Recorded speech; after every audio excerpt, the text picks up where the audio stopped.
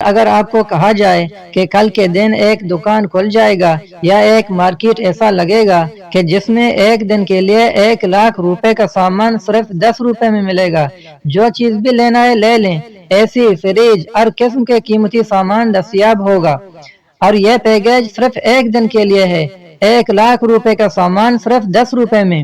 میرے خیال میں اس دکان یا مارکیٹ میں ایسا رش لگے گا کہ خدا کی پناہ کوئی بھی پیچھے نہ رہ جائے گا۔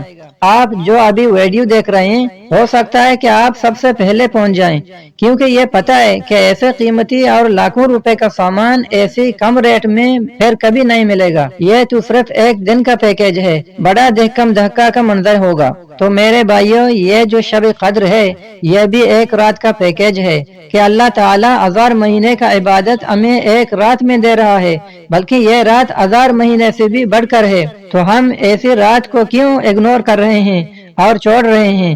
اس رات کو حاصل کرنے کے لیے بھی اس مارکیٹ والا دن کا منظر پیش کرنا چاہیے تھا کہ یار ایک رات کی عبادت 1000 مہینوں کے برابر بلکہ اس سے بھی بڑھ کر ہے، یہ موقع ہاتھ سے نہ جانا چاہیے۔ لیکن نہیں، شب قدر کے بارے میں ہم انتہائی سستی کا شکار ہیں۔